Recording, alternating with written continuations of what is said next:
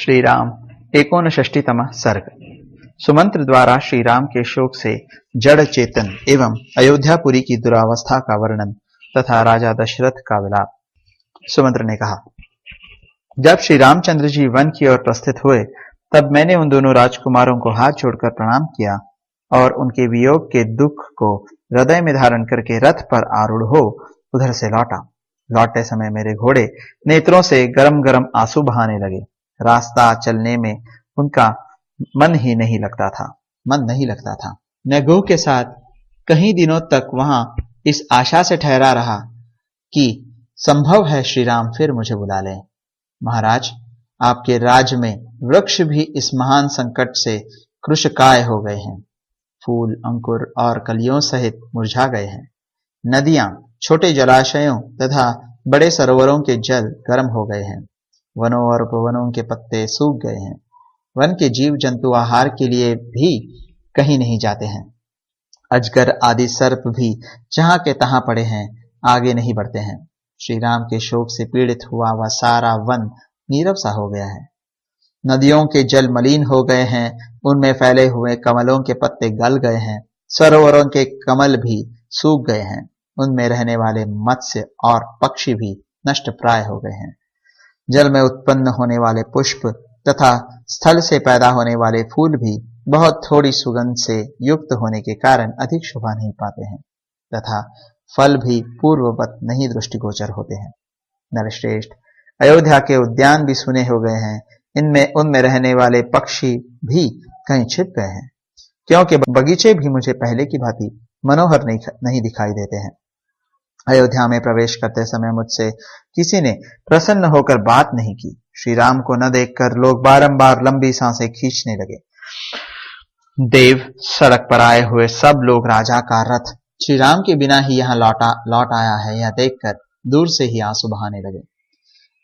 अट्टालिकाओं, विमानों और प्रासादों पर बैठी हुई स्त्रियां वहां से रथ को सूना ही लौटा देखकर श्री राम को न देखने के कारण व्यथित हो उठी और हाहाकार करने लगी। उनके कज्जल आदि से रहित बड़े बड़े नेत्र आंसुओं के वेग में डूबे हुए थे। वे स्त्रियां अत्यंत आर्त होकर अव्यक्त भाव से एक दूसरी की ओर देख रही थी। शत्रुओं, मित्रों तथा उदासीन मतलब मध्यस्थ मनुष्यों को भी मैंने समान रूप से दुखी देखा।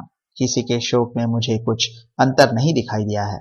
महाराज, अयोध्या के मनुष्यों का हर्ष छिन गया है, क्योंकि घोड़े और हाथी भी बहुत दुखी हैं। सारी पुरी आर्तनाद से मलिन दिखाई देती है। लोगों की लंबी लंबी सांसें ही इस नगरी का उच्छ्वास बन गई है।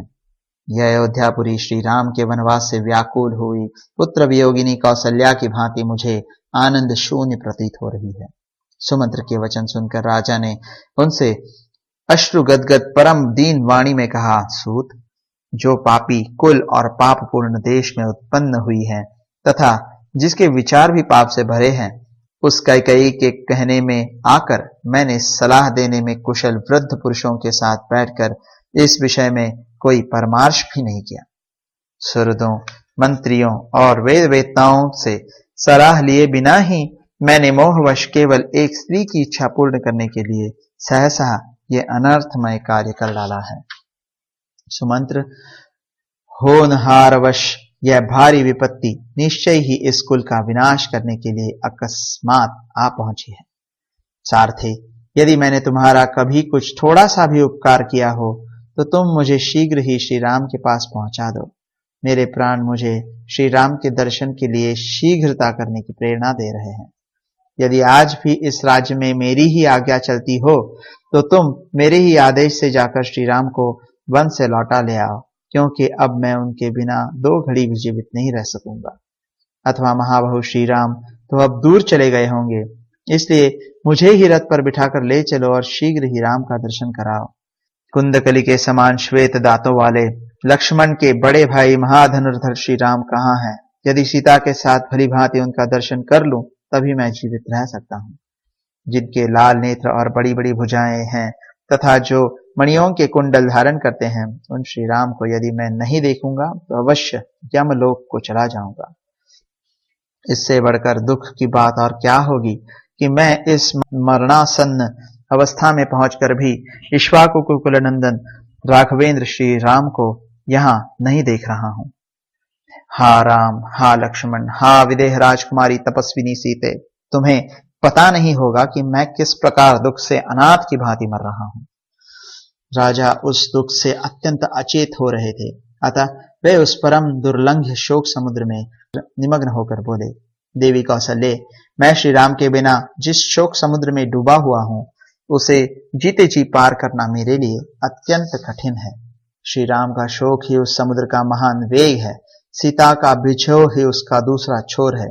लंबी लंबी सांसें उसकी लहरें और बड़ी बड़ी भंवरें हैं। आंसुओं का वेग पूर्वक उमड़ा हुआ प्रवाह ही उसका मलिन जल है। मेरा हाथ पटकना ही उसमें उछलती हुई मछलियों का विलास है। करुण क्रंदन ही उसकी महान गर्जना है। ये बिखरे हुए केश ही उसमें उपलब्ध होने वाले सेवर है। कई कई बड़वानल है। वह शोक समुद्र मेरे वेग पूर्वक होने वाली अश्रु वर्षा की उत्पत्ति का मूल कारण है। मंथरा के कुटिलतापूर्ण वचन ही उस समुद्र के बड़े बड़े ग्राह हैं। क्रूर कैकेयी के मांगे हुए 2 वर ही उसके 2 तट हैं, तथा श्री राम का वनवास ही उस शोक सागर का महान विस्तार है। मैं लक्ष्मण सहित श्री राम को देखना चाहता हूं, परंतु इस समय उन्हें यहां देख नहीं पाता हूं। यह मेरे बहुत बड़े पाप का फल है। इस तरह विलाप करते हुए महायशस्वी राजा दशरथ तुरंत ही मूर्छित होकर शैया पर गिर पड़े। श्री रामचंद्र जी के लिए इस प्रकार विलाप करते हुए राजा दशरथ के मूर्छित हो जाने पर उनके उस अत्यंत करुणाजनक वचन को सुनकर राम माता देवी कौशल्या को पुनः दुगना भय हो गया। इस प्रकार श्री वाल्मीकि निर्मित आर्ष रामायण आदि काव्य के अयोध्या कांड में 59वां सर्ग पूरा हुआ।